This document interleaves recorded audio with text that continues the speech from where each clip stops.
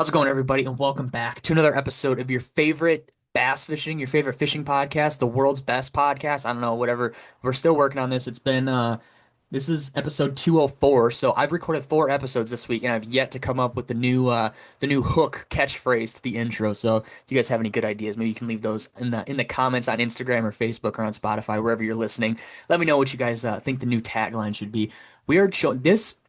I think this might be the first one of my first no, I've had a couple guys on.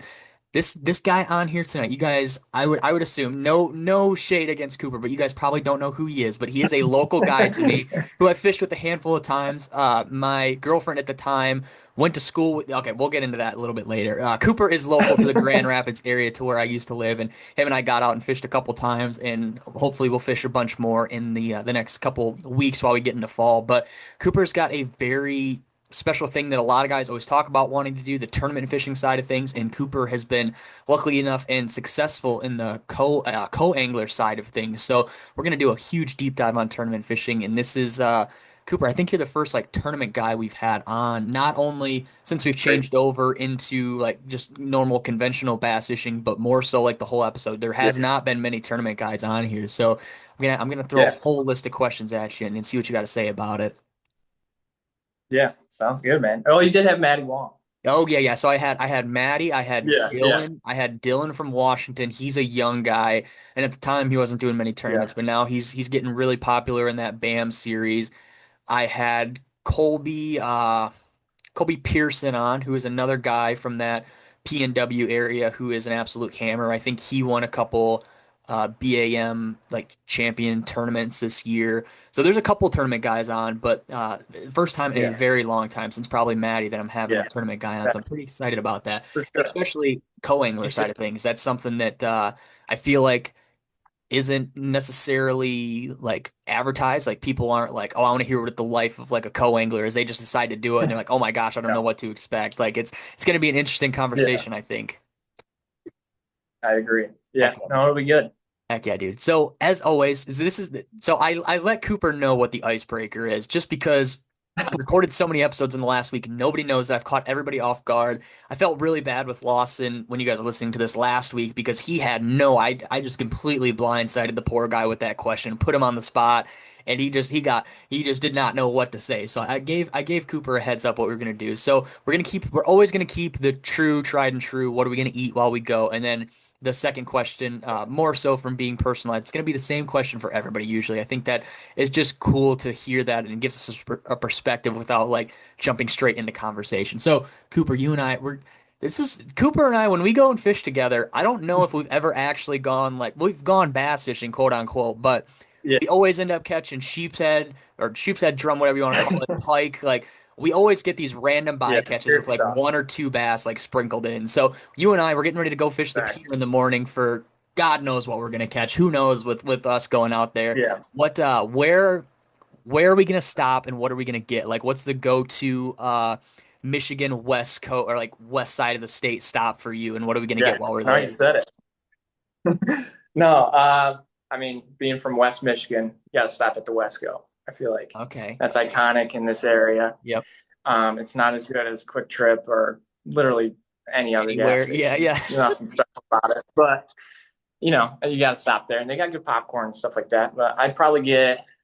I've been trying to not drink as many energy drinks, so Nice. I'm gonna stick with just canned coffee, like those little Starbucks Okay. ones, Yeah.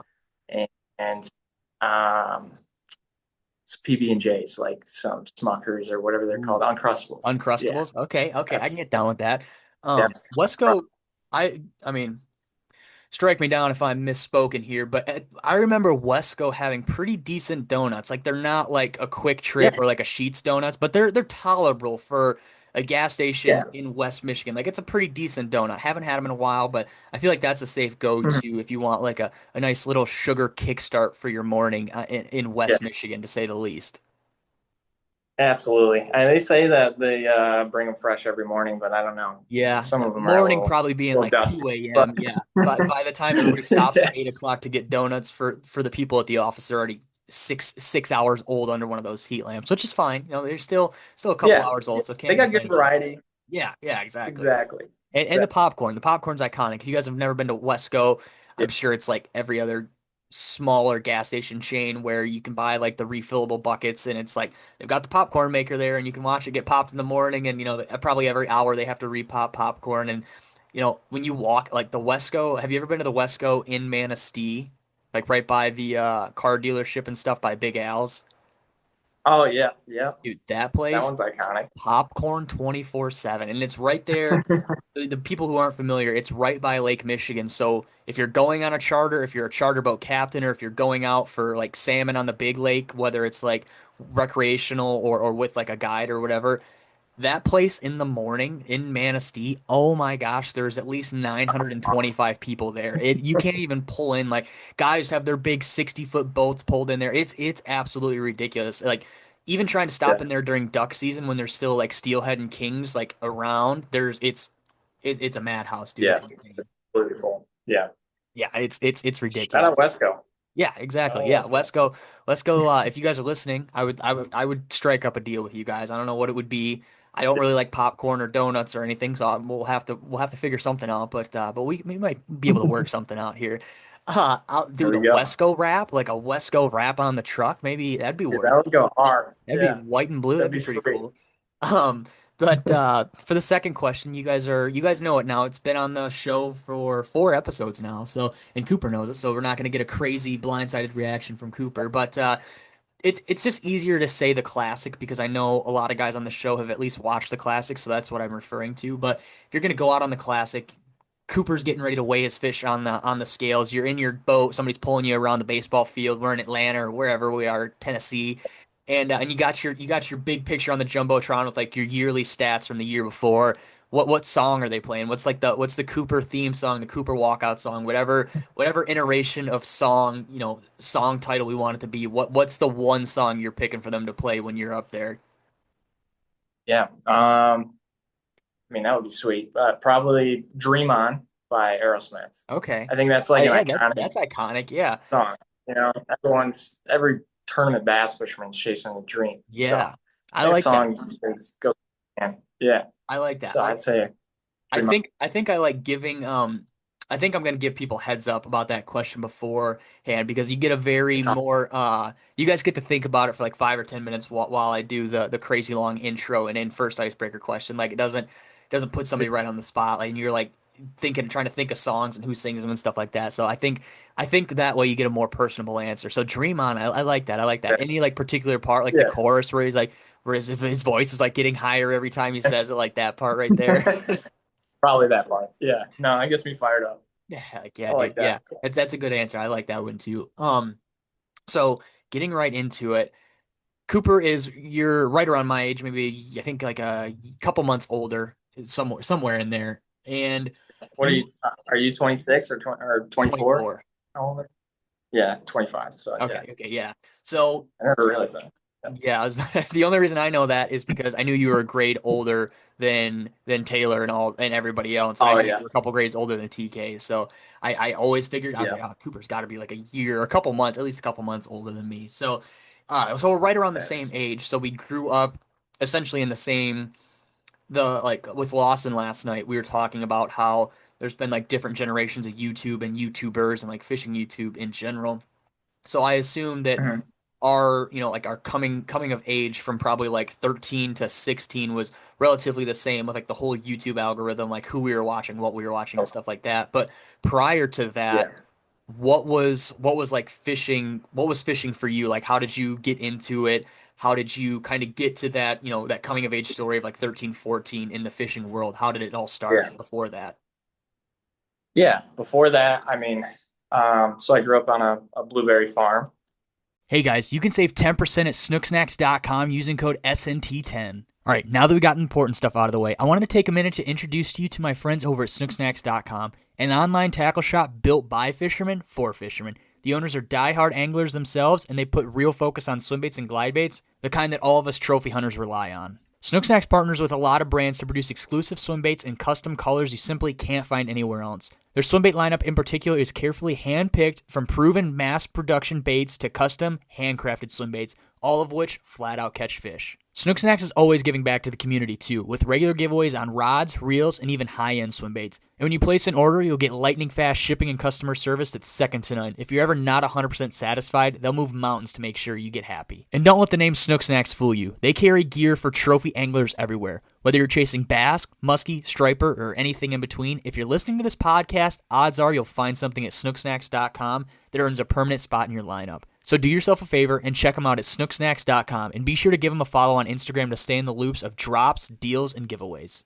If you're listening to this podcast, it's safe to assume you're tossing big baits for trophy bass. You already know that treble hook changes are part of the game, but they don't always have to be a pain in the butt to do. Toit split ring pliers are hands down the easiest way to swap out treble hooks, especially on those beefy swim baits we all love. No more slipping, no more fighting your gear, just smooth, secure hook changes every time. Available in 3 fixed sizes in a full kit with interchangeable jaws that safely open up any size split ring. Toyota doesn't stop there. They offer a full lineup of precision tools designed with anglers in mind, including long and short nose pliers, scissors that cut cleanly on limp braid, and wire forming tools perfect for rigging those soft baits. So up your game with Toit, because when you're chasing giants, every detail matters. Check them out at toitfishing.com and be sure to use code SNT15 for 15% off your order. Again, that's toitfishing.com, TOIT fishing.com, and again, SNT15 for 15% off your order. Picture this, the sun rising over the mountains, your line gets tight, and the fight of a lifetime begins. Welcome to Lake Bacharach Lodge, Mexico's premier largemouth bass fishing lodge. Nestled in the heart of the Sierra Madre Mountains, Lake Bacharach Lodge offers world-class fishing, luxury accommodations, first-class hospitality, and expert guides who know where the grandes live. Whether you're chasing giants or kicking back after a day on the water with a frosty, cold, bottomless margarita, we've got you covered. Home to some of the biggest bass in the world, Lake Bacharach is truly an angler's paradise. Don't miss your shot at the bass of a lifetime. Book your trip now at www.lakebacharachlodge.com or call 806-316-8382 today. Lake Bacharach Lodge, truly the best in bass. And we had a lot of farm ponds, so pretty much I just got hooked from that. My family always says, like, I was obsessed with fish ever since I was little. So I think it's always been kind of built into me, but that's really where I got hooked onto it. And I mean, we have so many lakes in Michigan, so many lakes around the farm and stuff like that. So I go out with a little John boat, just with the trolling motor, and do my best. But YouTube definitely played a big role, like that 12, 13, around there, with John B and Alex Perrick, all those guys. I like to think I was one of the OGs for watching them, but I'm sure you were probably the same. Yeah. And it was probably crazy for you too. Were you around the Grand Rapids area, like in your younger days, like when you were watching those guys and stuff? I was not yet. So I moved to Grand Rapids when I was like 13, 14. Okay. So, yeah, I was just moved there and whatever. Okay. So like, well, even a couple years later into the fact, like there was times where those guys would come up and fish a certain lake in the Grand Rapids area. Was that like something crazy for you to see? Like, oh my gosh, they're at this lake that that at that time was like crazy, crazy good and kind of like little low key more than it is now. Was that crazy to see these guys who you're watching, who you watch, a couple times a week in this lake that you've probably driven past or maybe even got to fish at the time or knew about, and you're like, oh my gosh, I can't believe they're in my home, like in my hometown right now catching these fish. Yeah, no, exactly. Bass and Bill, I watched a lot of him too. And so watching him fish, like, I mean, he's super local to where my dad lives. And so watching him fish those lakes was pretty cool. And then watching John B hop on the boat with him and fish them, or even when John B came to the Grand Rapids area and fished, that lake. And then he did that meeting at Grand Valley where he had those two guys from the Alex and Carl from Europe. Yeah, Alex and Carl. Yeah. So I went to that meeting and it was just like the Grand Valley guys, and then it was a couple us from our high school. Like I think TK was there. Yeah. Sam Schultz, him. He was there. So that was really cool getting to meet him and knowing that he likes our area for fishing, which is wild to me. Yeah, that's actually pretty crazy. That was like the years Was that the years that like Lucas Murphy and all of them were at Grand Valley? Yeah, exactly. Okay. Okay. Yeah, and then no one hit it. Yeah. So it was like 2016, Yeah. 2017, somewhere in there. So Jumped ahead a little bit. so it's funny that I know some of these people and like know about that stuff, even though I was 2.5, 3 hours away. Like Instagram was such a Yeah, crazy, I mean, it still is. I mean, a lot of people are yeah. listening to this because of Instagram, but the fact that I was like, I was pretty tapped into what was going on down there and like the whole college scene because I had a couple buddies who were fishing it at the time, and I had never been to Oh, Grand cool. Rapids before. I had like Yeah. never been down there, never fished a tournament or anything, but I knew all these people down there, so that was kind of crazy. The first time I ever went down to Grand Rapids, it was like 2017. This kid I was talking to online went to Ferris, and he was like a sophomore or a junior in college, and I was like a freshman in high school. He drove all the way up here. My parents dropped me off with this random stranger and trusted him to bring me back after the weekend. And so I got to like experience the Grand Rapids Fishing Show. At the time, it was pretty iconic at the time. Yeah. Like it was awesome. Now I'm sure like with a lot of people who are listening to this, the fishing shows are kind of more of like a gimmick booth show. Like it's just not like what it used to be, unfortunately. And Yeah. I It doesn't got have to the same feeling anymore. That's for no, sure. no, exactly. It's kind Yeah. of sad. It's like depressing to go now, and it's like, oh, I can't believe I paid $12 to walk in here and look at a bunch of painted blanks and like nothing really much cooler than that. Like back in the day, DNR, Kevin Van Dam's shop would have like a huge booth. They'd have all sorts of cool stuff. Hilltop from Greenville would have a huge booth and have a bunch of cool stuff. And it's like I don't know about other places, but like just watching the decline in the last since COVID, really, it's just been like, wow, there's Mhm. 117 jerky booths here. There's 25 like literal mop bucket booths here that are all trying to sell different style mops, like the Yeah. hair clips, or like the hair brushes to get your dog's hair out of the carpet. Like it's all these like product booth, and it's like, man, like this place used to be so much different back in the day. And I also wonder like maybe it was because I was so much younger and I was like so shocked to see all this stuff because I had never been to anything like that. Oh, But that's true.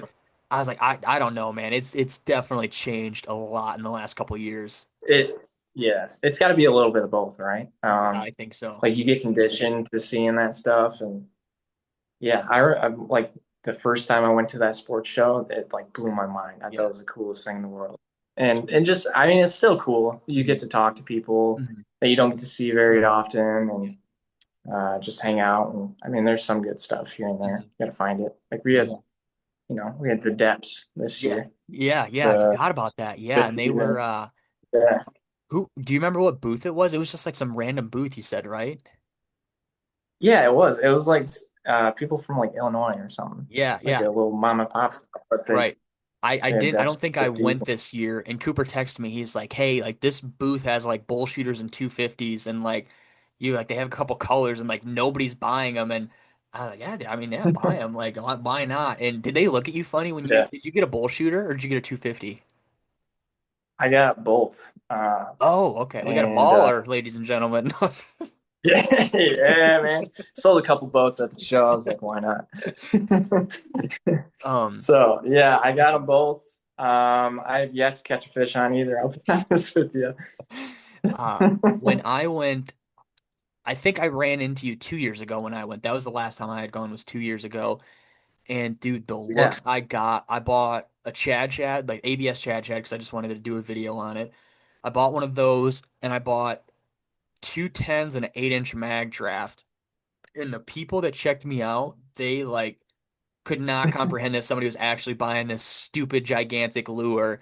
Like the girl was just kind of like I side know. eyeing me the whole time, like making sure my card wasn't gonna bounce or something when I was scanning it. And I was like, I, obviously, I not to say like obviously this lady doesn't know who I am, but obviously they do not sell very many of Yeah. these or see many people like even pick them up and No. look at them and walk up to the counter. So that's always the fun thing going Yeah. there. Or, dude, as crappy as it sounds, I love stopping at the custom painted booths. These guys who are selling Uh, blanks.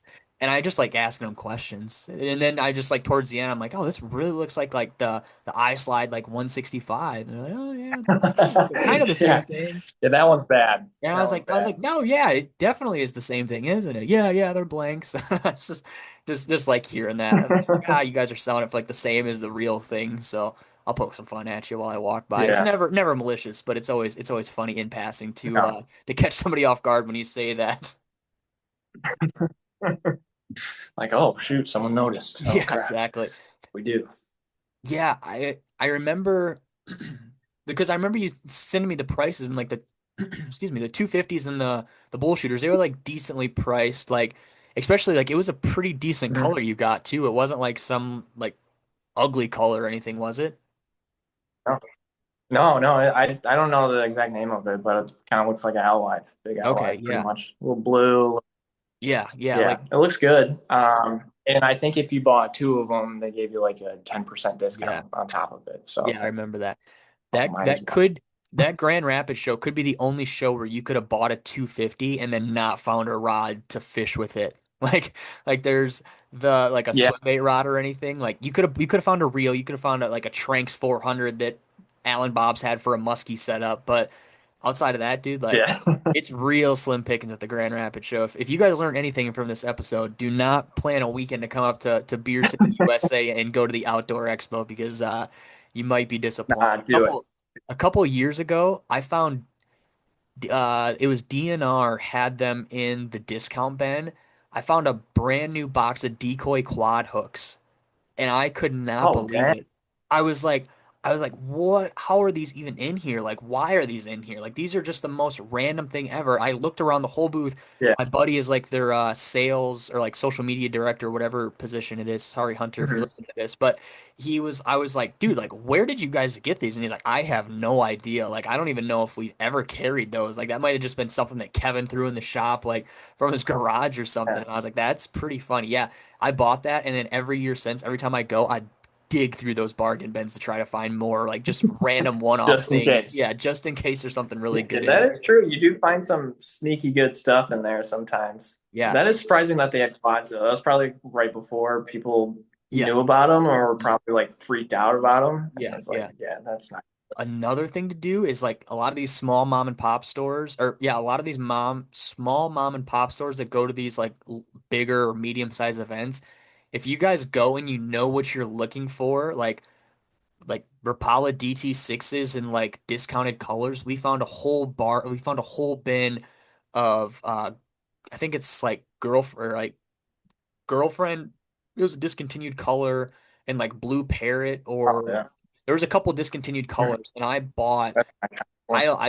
I was a broke kid in high school, so I only bought like a handful. I bought six for like $35 and I turned around and sold them for like 135 on Facebook the next day. And my buddy, he was the one that knew about the colors. He bought like 20 or 30 and sold them for a lot for an absolute ridiculous amount. And Really? he's like, yeah, that's the move is to go to these little small shops that don't know what they have Yeah. necessarily and just like pick through these limited edition or rarity colors and just flip them on Facebook because nobody knows what That's they're worth smart. until you find somebody who knows what they're worth.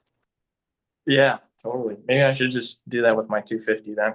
Yeah, there you Just go. get rid of that. Yeah, yeah. Or the bull shooter. I'd rather get rid of the bull shooter. I don't really like that thing now. I've thrown it a couple Really? times. Do you know what size you have? Do you have like the 160?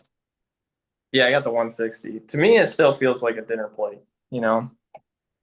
Yeah. Dude, Um, I this might be one of my favorite gill baits. I'm a big fan of it. really? Dude, I probably just got to give it more time. I've caught a lot of small fish on it. The weird thing is about the bull shooter is when you fish it fast, it like noses down on the Yeah, bait. It's very interesting. And it's always slow. also, mine sinks like a rock. I don't know if it's because the water temperature I was fishing it last time or what, but it sinks pretty fast. I don't know. I've only fished it a couple times, but when I No, do fish it, I catch fish on it. So that's why I'm kind of sold on it, I think. no, that's fair. I mean, I just probably didn't give it enough time. But yeah, it does sink really fast, which I mean is a huge benefit at certain times. Fish a weed line or something like that, a little Right, deep yeah. weed line. So Sorry, I'm trying to hang this yeah. bait back up in my on my messy desk. Okay, we're back.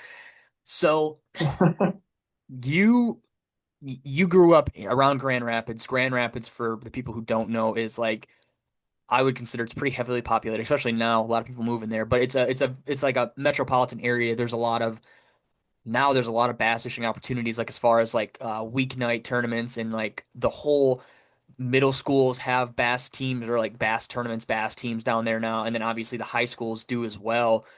When you were in high school, so you graduated in 2018. So prior to that, what I mean, you went to Caledonia High School just so we can reference that later.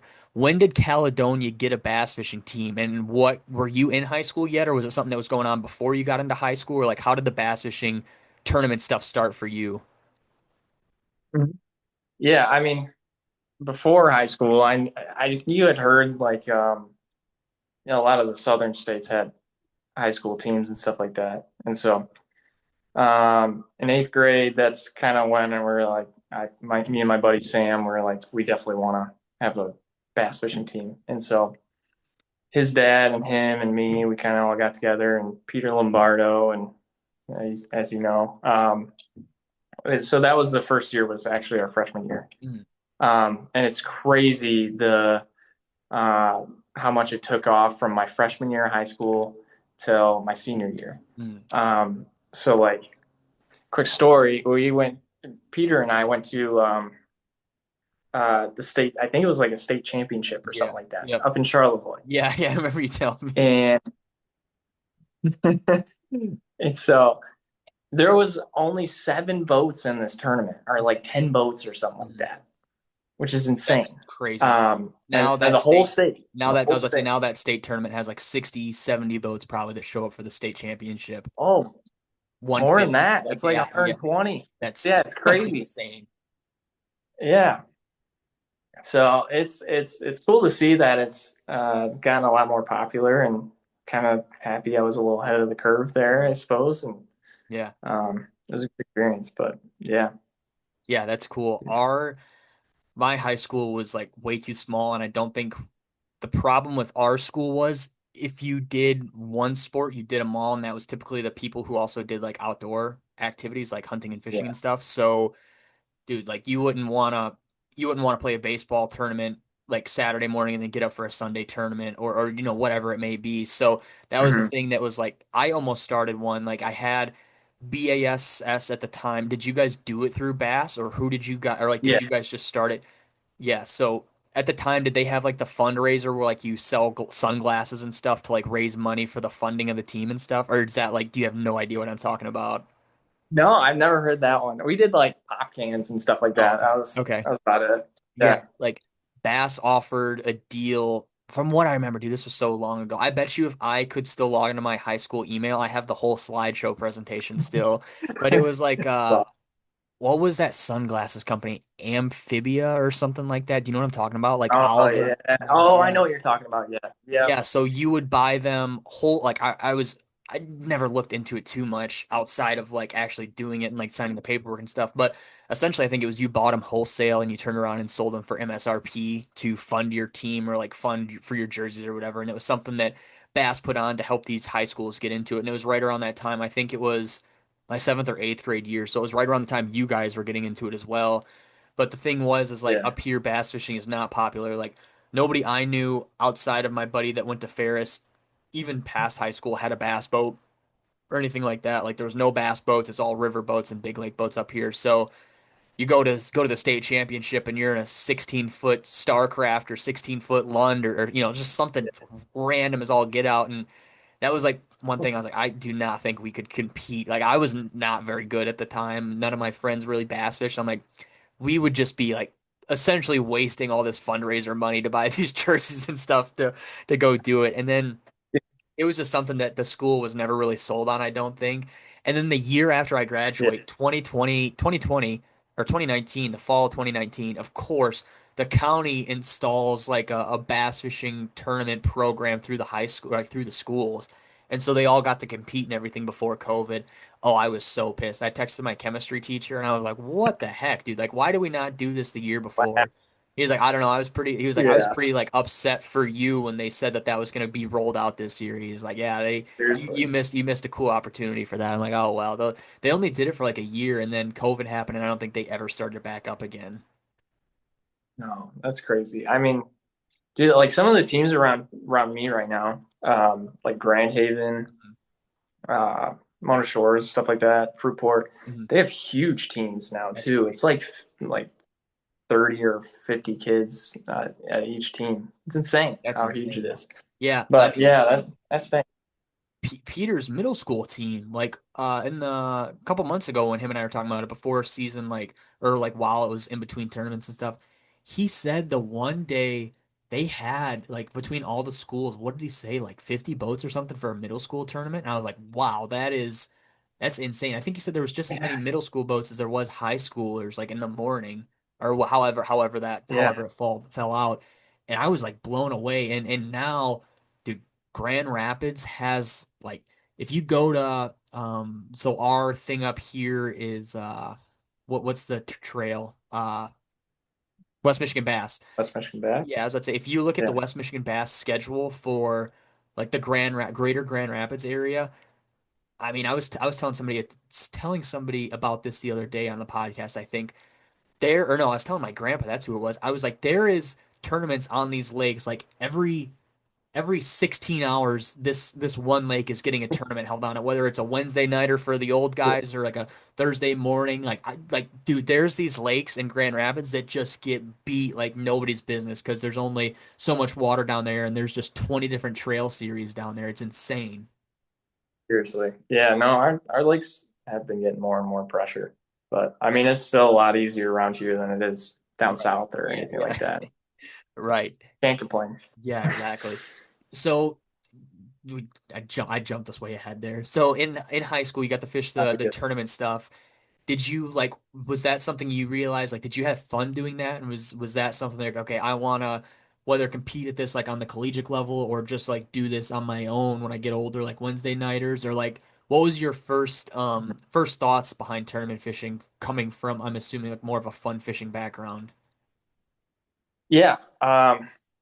I think really that turning point of like, I could see myself doing this for a living someday was like sixth grade. That's when I really started like taking it serious, making notes, writing down conditions, stuff like that. Like um, it was like I have really bad ADD, so bass fishing was like the one thing I could focus on, and I'm like, oh, this has to be it for me then. Yeah, you So I would sit down and watch FLW and write down everything that these guys were doing and try to apply it on the little lake that I lived on Mhm. at the time. And so, yeah, I've always had in my heart that I've wanted to become a tournament bass fisherman, and still hold that today.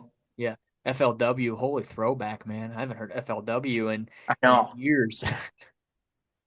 I know. I sound like an unk now talking about Unk, FLW. unk status, Crazy. unk tournament angler. Yeah. Uh, so after like the tournament scene in high school got established around here, was Caledonia one of the first, or was it around that time that like Forest Hills and like all these other schools, East Grand Rapids and stuff started? Like, did they all start getting into the tournament stuff around the time you guys did at Caledonia? It seemed like it. Yeah.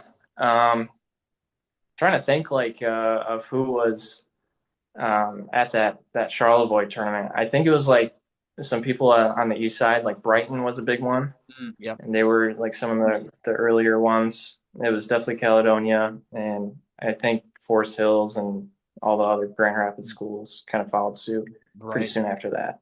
Okay.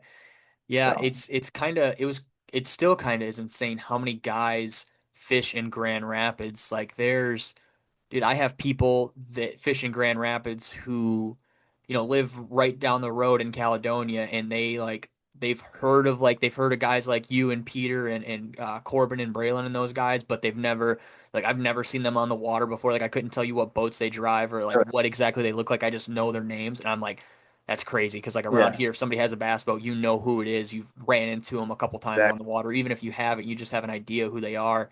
And like I don't know, Grand Rapids, in my eyes, it's a pretty big place. But some guys who are listening to this who live in like Knoxville or SoCal or something, they would think that it's Yeah. just a smaller metropolitan area. But to have that many people who bass fish in Grand Rapids. Like when I tell you guys, there's not a lot of water around Grand Rapids. There's like, I mean, there's water, but there's not a lot of water in Grand Rapids. No, there's a lot of water in Michigan though, so it's like I Yeah. feel like I haven't spent that much time fishing in Grand Rapids.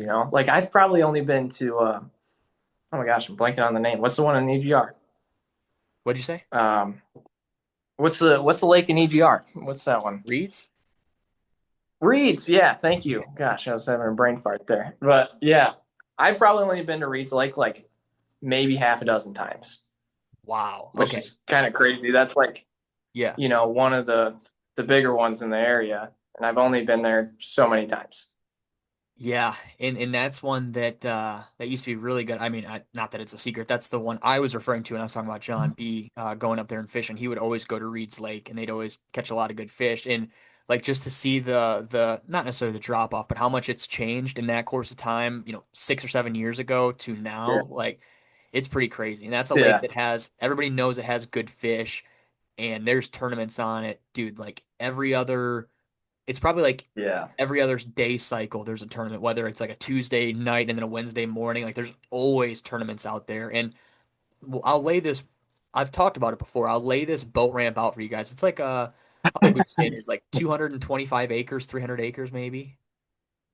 Yeah. The lake itself. Yeah. Yeah. Maybe 300, 400 acres. That's Yeah. it. It's It's not a not big. massive lake. Like you get more than like 8 or 9 bass boats out there. It's getting dicey on trying to find a spot to fish. But There's like three spots on yeah, exactly. Yeah. You have this pretty well built up nice part of Grand Rapids. It's kind of like it's like got a cobblestone road in like the downtown part of this village city, I guess is what you want to call it, or like district of Grand Rapids.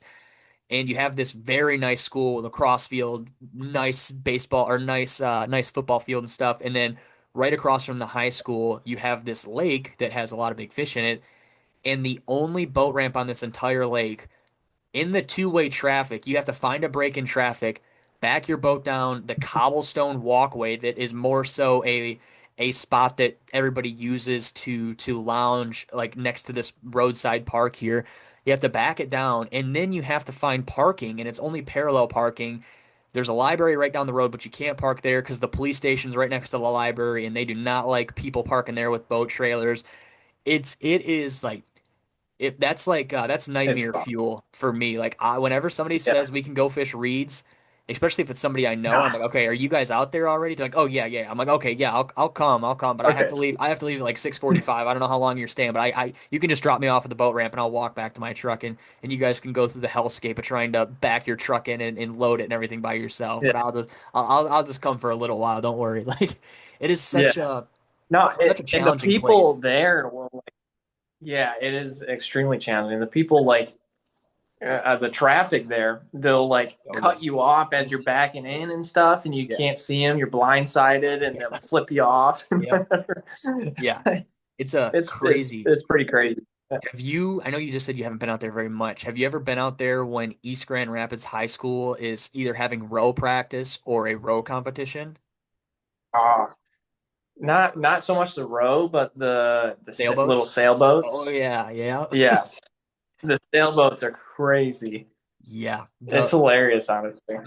The rowing is like crazy too. They yelled at Braylon and I last fall. They're like, you guys can't be here. This is the part of the raceway for the high school kids. All this, all that. Like Yeah, you guys, I got to experience Lady Bird Lake and University of Texas row team, and they are not very nice on like I'm just trying to fish. You guys are the one that are going in a straight line and like can't do anything. I've been here for six yeah. hours, whatever else it may be. It wasn't as bad as it was on Ladybird, but it's pretty bad. Like they all have their blowhorns and they're yelling at you, "Get out of the way! Oh Get out yeah, of the way!" And it's like I have no idea where you guys are going. Like I cannot read this course. I'm here. I'm yeah. here spot locked fishing this underwater island. Like what do you want me to do? Like Like you would think that would keep the boat traffic off of that lake, but no. It people know what's worth No, what swims out there, and they're like, oh no, it is worth no, whatever we're hellscape I going. have to do to dump my boat in there and try to catch one of those fish. Yeah,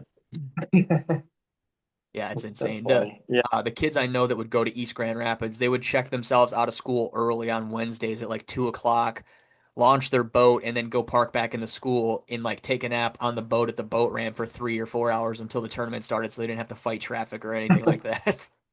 that's smart, honestly. Yeah, no, that's a Yeah, good yeah, idea. it's a high IQ play there. Did you guys that freshman year when you guys first started, was there local tournaments or was it like the only tournament you guys fished was the state championship tournament? I'm trying to think. Oh no, we did. There was the SBI tournaments, Okay. so that was kind of more like just West Michigan itself. We did a couple of them, but the BASS ones were like during the summer, Mhm. and those were during the spring, like before bass was even open, Mhm. like you could fish for them or keep them or whatever. So it was like all based on a scale, Mhm. and that was pretty cool. Um, but yeah, those first ones were crazy. It was just a real eye opener. Right. Did it seem like the not only the school but like you guys as anglers and like guys who were getting more like experience in the tournament scene, did it seem like each year progressively got a little bit better up until like your senior year and even maybe after, like if you heard kids that were a grade or two under you talk about like how much more better put together it was after those first couple years?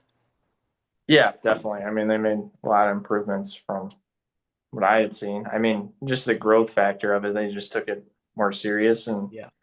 uh, they did a good job. But Did you get to do any out of state tournaments while in high school? I did not. I did not. I wish I would have. Um, we didn't qualify for nationals. Mm. That's one thing I really always wanted to do. I don't know if we did or didn't, or if we did, we just didn't go, or what happened. But yeah, we never went. I think didn't Peter go or not? I Do you know? think that was at GVSU. We went down to Kentucky Lake, I think. Oh, okay. Don't quote me on Yeah. that, Peter, if you're listening to this. I'm sorry if I butchered that. I'm pretty sure he went to Kentucky Lake. I remember him talking about it. He went with somebody that's escaping my mind, but I'm like 90% sure they went to Kentucky Lake one year. Yeah. That would make sense. I'm sure. I mean, sure they did that a couple times. I Right. thought they did one in high school. I can't remember for sure. Maybe they did. I But know, yeah, I know maybe he went to like the St. Lawrence or something too. I don't know. I talked to a couple people that have all fished in college, so all those yeah, stories just mend together because I have no oh, personal totally. connection with them. So I'm like, oh yeah, I know some people who travel, but I couldn't tell you who traveled where or when. Yeah. No, I get that. There's a lot of tournaments in Yeah. this life, so it's hard to keep After track.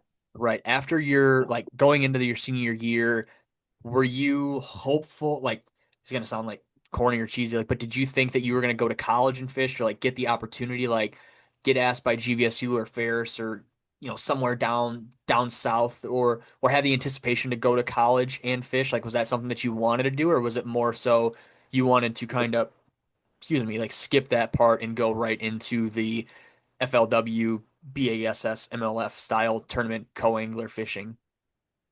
Yeah. No, I mean, I had no idea I was going to become a co-angler, to Mm, be completely honest with mm, you. Um, so my dream was to go to Auburn. I mm, really wanted to go to Auburn. I wanted to be like Jordan Lee, mm-hmm. hang out with Steve Kennedy, all those Yeah, guys. yeah. So I couldn't afford Auburn right away. So I was going to do 2 years at their sister's school or whatever you want to call it. So it was in Montgomery. Mm, And so that's where I went for 2 years. They did have a bass fishing team, and it ended like 2 years before I got in, mm, which sucked. mm. So I was trying to get that going, get enough members, which is a small school. So it's hard to find people that would actually take it serious and know, about the tournament scene itself. And um, I'll be honest, I did not get that started. We were close, but did not get it started. Right. So I fished locally in Alabama with my good buddy Greg, who I met down there, and that was a real eye opener for me too. Like just learning those southern fisheries and learning current and spotted bass and how to target largemouth instead of spots and this, that, and the other. Was really cool. But yeah, I wanted to get into Auburn. Looking back, maybe I should have just gone to Grand Valley or something like Right. Yeah. that and did it that way. But nonetheless, I'm still thankful for the experience that I had and Yeah. Yeah. learned a ton. So Right. Yeah. Yeah. I remember you talking about one day, I think one of the last times we fished, you talked about all the stuff you learned down there and like how it was just like essentially, I mean, obviously like a complete 180 from up here and like everything you kind of yeah, knew. And then you go down there and it just like reinvents the wheel for you. And like you said, how to pick apart a spot for largemouth rather than, your bait getting destroyed by a spot before it even gets down to the bottom or, whatever else it may be. Like that's something yeah, that as a northern guy with no southern experience, I'd probably go down there and I'd just be happy to catch fish, and I wouldn't be able to figure yeah, out how to target one over the other or catch a big fish or whatever else it may be, just because our limitations up here do not prepare you for what the southern style of fishing is like at all. exactly. No, I mean that's essentially why I wanted to move down there. Is just become more and more versatile. I want to have the confidence I can go anywhere in the country and Mhm. catch the biggest 5 fish limit I Yeah, can. So, right, right. So the reason I did once it. once you were done down there and you got back up here, were you just like, okay, I'm just gonna, buy a little 17-foot tracker and fish all these old guy series like West Michigan bass, or is that kind of when you were like, oh, maybe I'll go try the co-angler thing, save myself some money on buying a boat and like get to experience, the thoughts of traveling and like fishing on a high stakes level outside of, college or like a collegiate series tournament? Yeah, yeah. I mean, I didn't really know where I wanted to go as far as tournaments, and obviously I didn't have a boat at the time.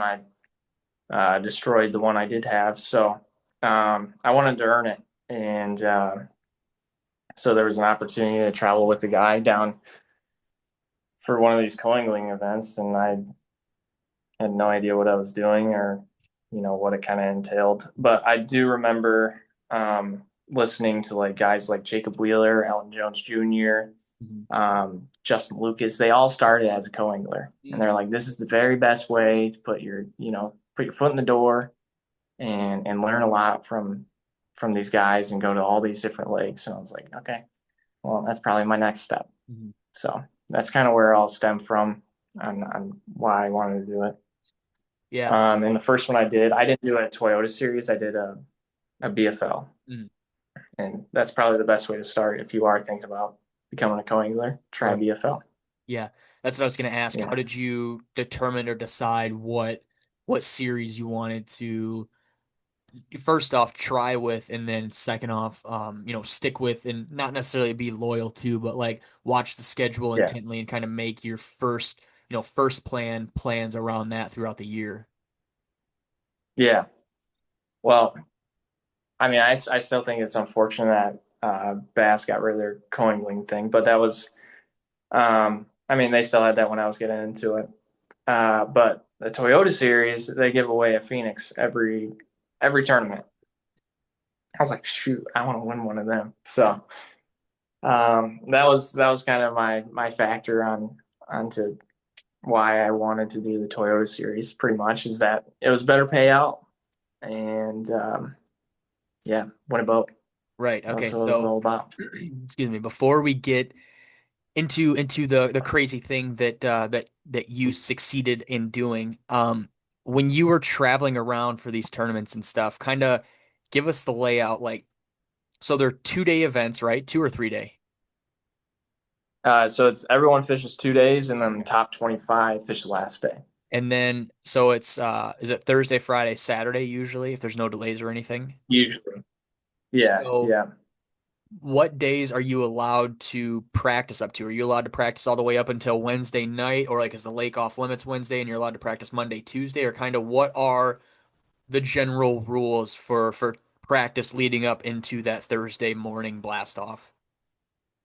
yeah. The Toyota series is a little different. They're very lenient Mm, on practice and everything like mm, that. So I mean, you can practice up to a month if you want to. right. But they do have a cutoff on Wednesday before the tournament. Mm, Usually, it's like could be anywhere from noon to like 4 o'clock. Mm. So it's just before the meeting, and then they give you a little extra time to get off the water, get settled or whatever for the meeting, so that you're actually attending. Which most of the time it's online. So, Right. but for me, I didn't. I mean, I liked practice. I've had it where I've had a lot of practice, and I've had it where I've had no practice. And Mhm. as a coangler, I don't think it matters that much. Right. You Yeah. don't get to choose where you go. You just get to choose what you throw. So you just do what you can. Hmm. Yeah, that's what I was going to ask. Yeah. How do you personally, we've talked about this before, like while we were fishing together, but how do you practice as a co-angler? Do you have like a buddy or two that you know signs up for these other tournaments and kind of try to make pre-planned trips with those guys? Like, hey, if I come down, Monday morning, can we fish Monday evening and Tuesday morning together? Or kind of like, how do you go about trying to practice if you have the opportunity at a body of water prior to the tournament? Yeah. Yeah. A lot of these boaters, they want someone to practice with. Mhm. Um, I mean, it's a long time to be by yourself out on the water. Yeah. You want to have someone there with you. So they're always inviting. And that's the cool thing about it. So you get to fish with a bunch of different people Mhm. and learn a lot. So how I kind of went about it is I wanted at least one day. 2 days was kind of like that sweet spot. Mhm. But a lot of times you're traveling with someone, so you don't get to really choose that. Right. So, um, like, I'll just kind of run through like some of the people Yeah. I've fished with. So the first one was Tyler Halpern. He wanted quite a bit of practice, and he wanted me to help him as well. So I think we practiced. The first one I ever did, I think we fished for like a week and a half What before the actual where was tournament. this at? What lake? Gunnersville, Okay. Lake Gunnersville, which was cool. Yeah. Um, and I didn't catch fish for the first like 4 days or something like that, but I ended up doing really good in the tournament. So I was like thankful I had that much time and practice. But um, and then there's guys Scott Dobson who I travel with as well. He wanted to fish. I think he's usually like 3 4 days. And he's good. You know, Mm-hmm.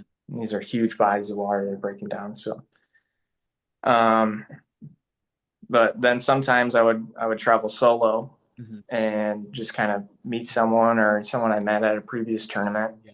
or just walk up to someone and I'll have like a day of practice. Mm-hmm. Um, and those are usually like my best tournaments. That's what happens. Yeah.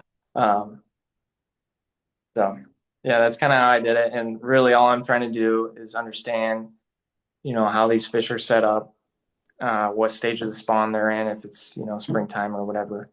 And then I just want that. I want that those couple of baits or that one bait Mm-hmm. that they just say yes to. Mm. That's the biggest thing, and just lock that in my hands pretty much the entire tournament.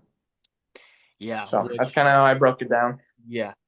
When you say travel together with these guys, do you like mean you drive down there with them if they're from Michigan or meet them somewhere and ride down with them or essentially just meet them down there at like a hotel or the boat ramp the morning of and go out with them and kind of do your own thing after that? Yeah. No, I mean the full thing. So like both those guys, Dobson and Halpern, are both from the east side. So I drive over to the east side, take their truck and boat down and everything. So same hotel or place we're staying in, do everything together pretty much. Right. Yeah. Yeah. Have you gotten lucky enough to get partnered with them throughout the tournament days? No, no, I haven't had that yet where I'm like practicing with someone and then you draw them. A lot of times, like if you're traveling with someone, you're also linking with them. Mm, So if you link together, yeah, that gives you like a confirmed, a confirmation to get into the tournament. A lot of times you can't you can't actually partner, draw them, right? but yeah, yeah. So is what it is. Yeah, right. When you go down by yourself, how do you go about that? Do you rent out a hotel room or like how did you find it to be like the most efficient way for you, whether it's like pitching a tent next to a campground on the lake or like how did you go about it? Yeah, pretty much. I mean, once I got my truck, I did a lot of truck camping. Right. So Yeah. I Yeah. had my topper. That was my favorite way. But before that, I was driving a little Honda Accord. So Sometimes I would sleep in that too, but I'd get a little hotel, a little cheap motel or something like that. Right. So Um, we'll kind of work our way into the truck thing. I was slowly working our way up there. I wanted to talk about the yeah, Honda and all that stuff. So you were driving like a pretty small car and you were fitting how many, I guess next question to ask, good question before I ask you this other yeah, one is how many rods, like how much gear and what kind of gear were you bringing with you? yeah. I mean, you try to bring, you don't want to bring too much, obviously, because you're hopping in someone's boat. So I'd bring like at most 7 or 8 rods was like kind of my cutoff, Hmm. which 8 rods is still a lot. Um, so I'd try to be under that. As far as like gear goes, I'd have like a backpack and then a soft plastic bag, pretty much. Hmm. Then you got your life vest, and that's about it. Call Right. tags. Yeah. Just try to be as minimal as possible. I mean, Mhm. as long as you're that, I mean, if you're keep it simple, that's the best way to go about it, pretty much. Yeah.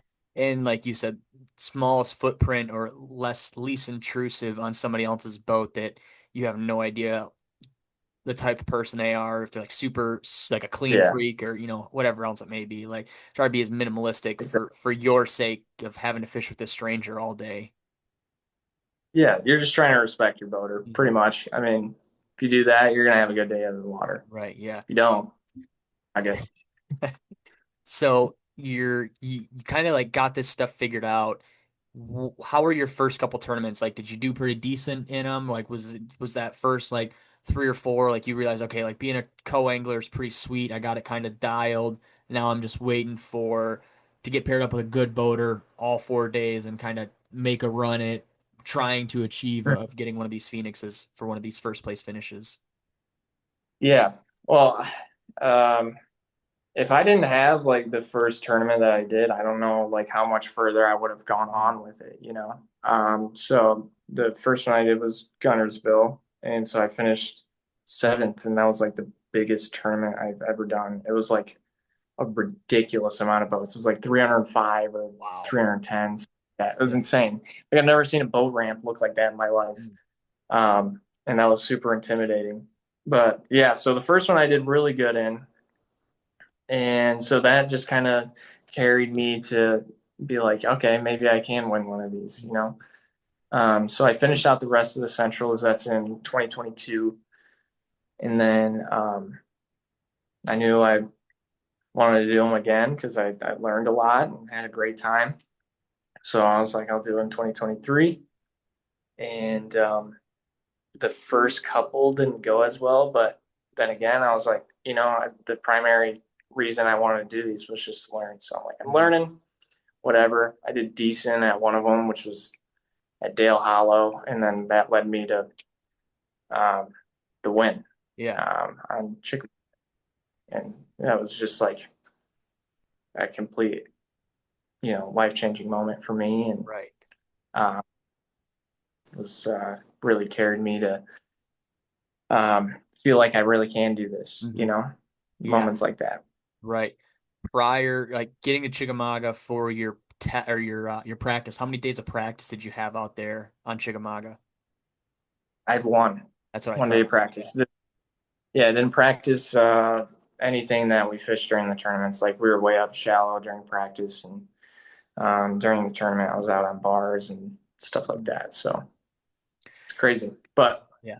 at 2022, when I was at Chickamauga for the first time, I didn't really know what I was doing. But at the very end of the tournament, I weighed in 2 fish at the very end on the bait I wanted on. Hmm. And so I was like, during that next year, if I told myself if I, go offshore, this is the only thing I'm going to throw. Right.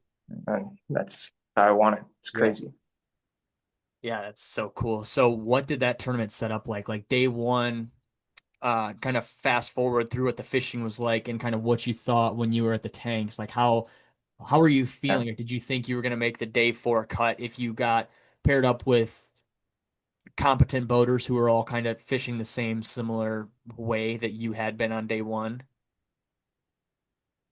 Um, Yeah. I mean, if they went offshore, I knew I was confident after the first day. Um, but it was super cold Mm, because there's just a nasty cold front that came through, so it was really tough for everyone. It was early May, so it was kind of that all three stages of the spawn. So there were a lot of fry garters, there were some on bed, and there were some pre-spawners. Um, so it was just kind of a weird time of year. But I knew there's something about that morning dawn color during that time of year mhm. that they just get fired up about. Yeah. And so that's what I stuck with. But yeah, so they're fishing like uh, pretty much ledges, Mhm. but the top sides of the ledges and trying to find stumps and stuff like that, or just little ditches within the ledges. Um, and yeah, just breaking it down with a drop shot. That's pretty much it. Right. Yeah. Do you remember the weights you brought in for each day? Yeah. The first day I had 12 pounds.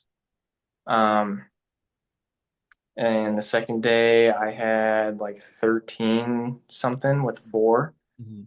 And my day two boater was super cool. I mean, all 3 days, my boaters are super cool, but that moment especially, he was like, "Yo, there's a little ditch on this flat, cast up in there." I'm Mhm. like, "Okay." Cast up in there, and I caught like a 5.5 or a 6 pounder, like really big one, and that really helped me out because then I was leading after the second day. Got paired up with Brody Campbell the last day, and he was super dialed, and I could catch fish around him, and it was really nice, and we both won. Yeah. Okay. So your boater ended up winning that tournament too. That's pretty cool. Yeah, yeah, not too happen that not too often that happens, so Right. Yeah. that was cool. What was your weight for day three? I had like 10.5, Okay. so 12, 13 something, and then 10.5. But I still won by like 4 or 5 pounds. I mean, it just shows how tough it really was. Right. Yeah. Wow. That's crazy. It's crazy that you won by a whole fish, maybe a fish and a half like that. That's pretty cool. That's kind of insane. Yeah, that's the name of the coangling game. Right. Pretty much, it's just every fish, every ounce, like Mhm. super counts there. You Yeah. know what I mean? Like Right. in the boaters, it does, but it really counts as a Mhm. coangler. Yeah. Yeah. That's kind of crazy. Never have thought about it in that sense.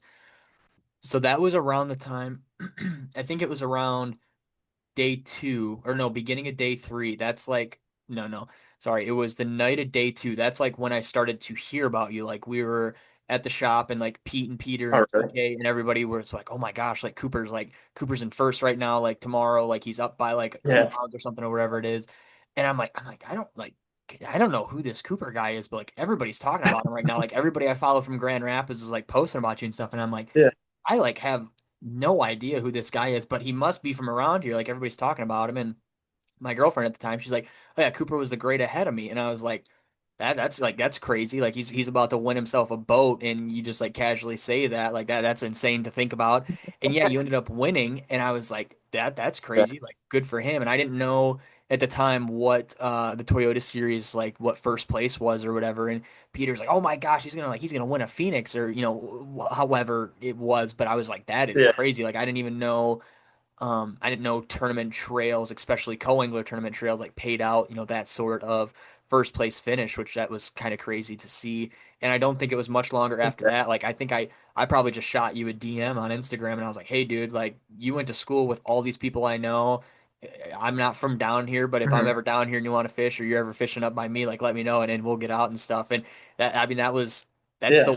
the one thing I wanted to talk about is that's when I remember messaging you. It was probably like a couple weeks after that, but that was like the time I heard about you and like everybody was talking about it. And I'm like, I don't like all of my friends in Grand Rapids knew, and I was just like, I felt like the one who wasn't invited to the party. Like I had no idea who this guy was that like the hometown kid that everybody was cheering for, and I was like, this is kind of crazy. Like this guy is from Grand Rapids. That's He pretty knows all cool. of my friends, and he's out here on Chickamauga, and like he's leading by like a pound and a half, 2 pounds going into day three. Like that's pretty cool.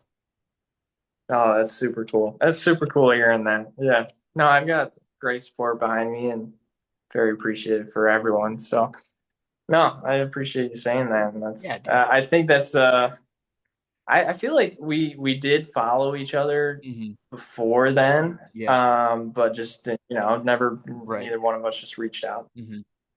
Um, but yeah, that's cool. I do remember seeing like your peer videos and stuff like Yeah, that. yeah. Of you on the Yeah, Did I was like, yeah, it's cool. I like that. did you, I guess I know the answer, but did you end up deciding to take the boat at the time after you won? And like, what is the process of after you win? Like, how does that work? Like, do you have to give them an answer right away, or kind of like how does that whole process of after winning a big co-angler event like that work? Yeah, yeah. So they give you a certificate Mm, for the boat that you win. So it was a 518, which was worth like 40 grand or something like that. So you pretty much have to sell the certificate, or you can order the boat. But that's I learned a lot because there's obviously taxes yeah. involved, and there's even more taxes involved if you order the boat.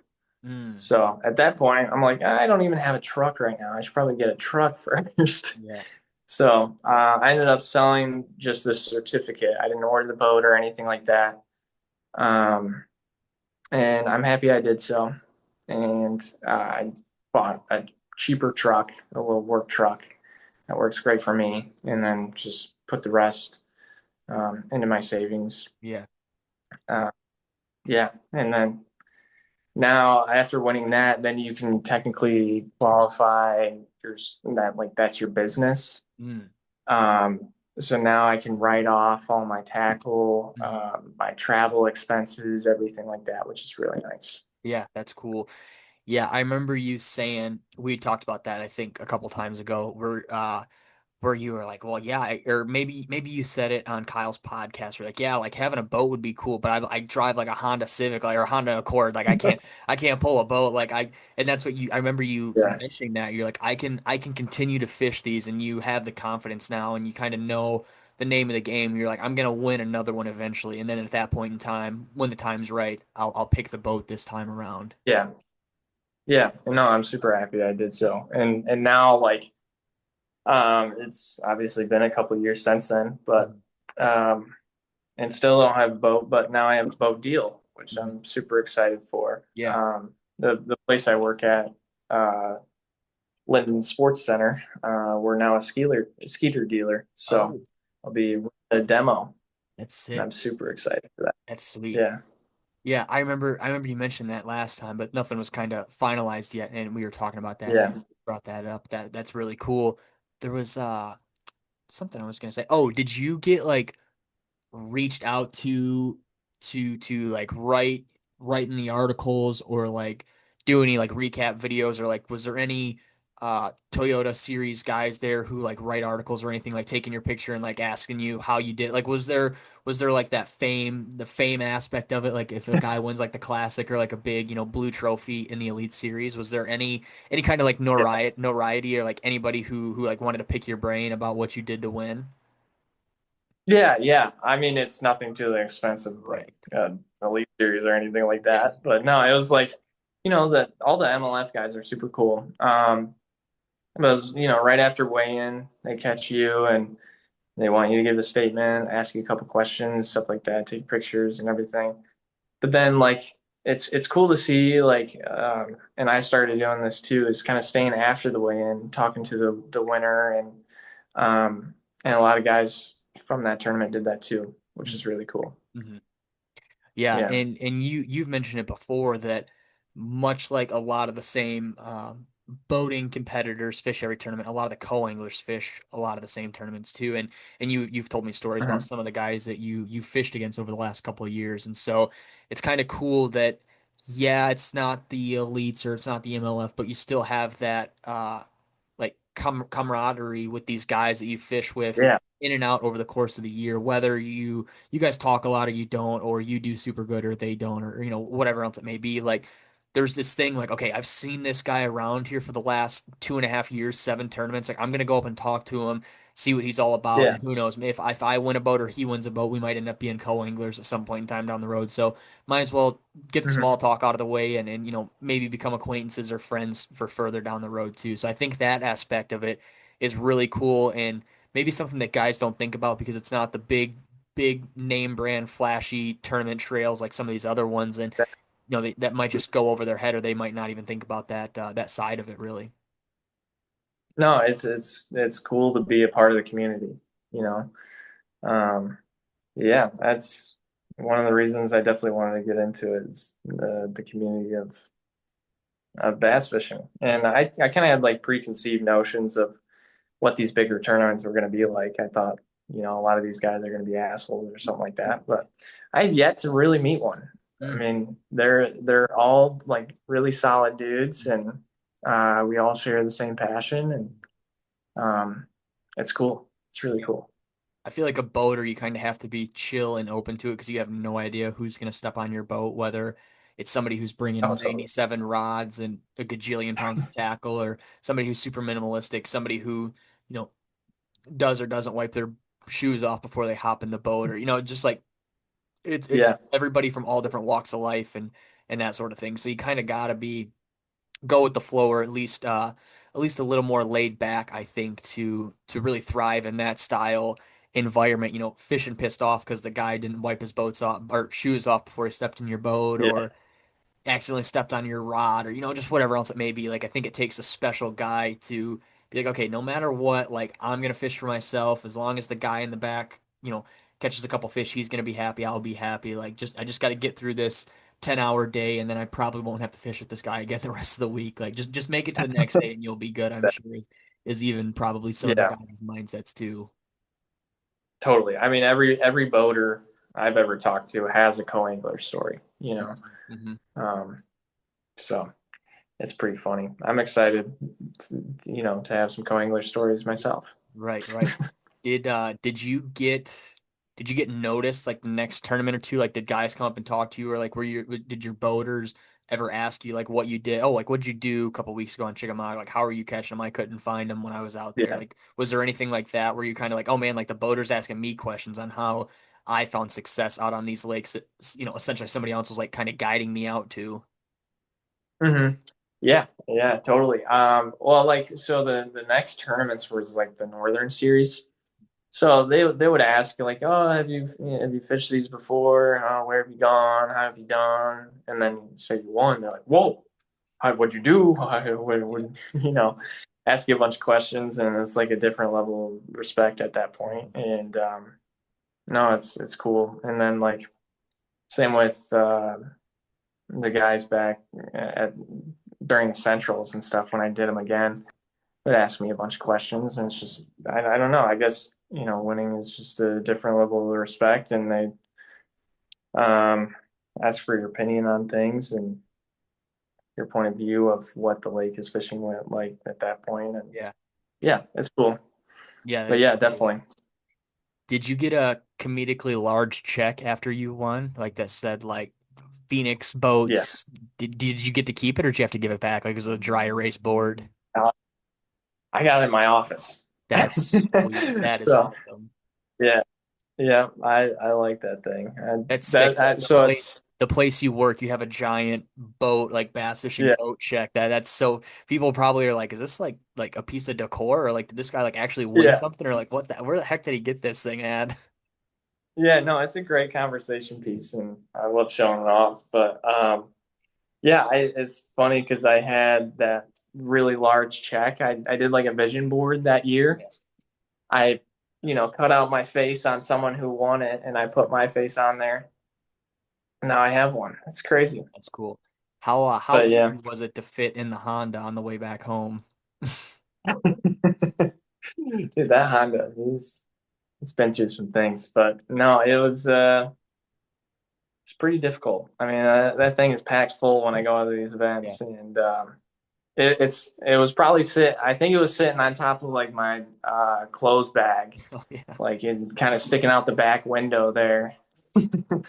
Oh, that's funny. I Looked remember seeing hilarious. I remember seeing the picture of your rods leaning up against the car that tournament. I think with the picture Yeah. of the check. I think Peter showed it to me or somebody sent it to me or something. Yeah, I remember that, and I was just like, wow, that's crazy. Like that's the definition of a guy who's just like, I'm gonna go do it with what I have, and when Yeah. I win, I'll figure out what I want to do or the path I want to take after that. And now, like you said, you've got a pole rig, and you'll have a boat here soon, and like you said, when you win another one, you can decide to get a boat, or if you decide to keep the demo or buy the demo out or whatever else it may be, you maybe buy another Yeah. or a nicer truck or whatever else it may be. Like you just kind of keep working up that ladder, and eventually you're gonna come to a place where you don't have to worry about who your co-angler's gonna be because there's an opportunity that if you fish in tournaments solo every event, which is pretty cool. Yeah. No, you just do your best you can to keep that dream going, right? Hmm. The same thing for you with the podcast and YouTube video. It's Yeah. like you never really know what's around the corner, but you just kind of keep trying to give it all with everything, whatever you can work with. Yeah. Yeah. 100%. Deal. Yeah. What tournaments did you and have you, or what tournaments have you and are you going to fish? Is there any more the rest of the year that you're going to fish, or like what have you fished in 2025? Yeah. 2025 has been a weird one for me. So work has gotten a lot busier for me. The only one I have really gotten to do was St. Lawrence River, which I'm happy I got to do it, but I didn't get to practice or anything like that. So I just kind of went out there from, previous knowledge. I did decent, not great. I got the last check, so I got like 35th, um, which for just showing up is cool. Yeah. And I'm supposed to be at the Potomac right now, and I am not there. So, um, yeah, this year has been a little weird, but I've been doing a lot of experimenting with different baits and doing things that I've been kind of, pushing off since I've been so busy with tournaments. Locally, I get to fish wherever I want now, and when I have the time, and try new fun swim baits Yeah. and Yeah. stuff like that. Right, right. What along the way, who have you like what brands have you gotten to pick up to sponsor? Like what brands did you look at maybe sponsoring, but maybe they weren't available or you just decided to move on? Like who do you when you go out and like you win a tournament like that or you place good, like who are the guys that you like represent, whether you have a jersey or not? Like who are the guys who you're tagging in your Yeah, content, you're fishing their products or whatever else it may be? totally. I have three sponsors right now. So Whitewater Fishing, which is a local apparel company, local to the area. You've probably seen like Jay Shakira, Mhm. Alex Redwine, Alex Gore, or whatever his name is. I can't forget. I forgot. But yeah, so they make really good stuff. They've got like good rain suits. They've insulated one now, heated vests. I mean, they've got you prepared for any situation. And then power rods, as they've been the rods I've Yeah. used since really I started bass fishing or taking it more serious. I've had the rod since I was in sixth grade. Hmm. Um, so I I had like a discount code from a long time ago when I emailed them in like Yeah. middle school, and so that's kind of what I was using for a while.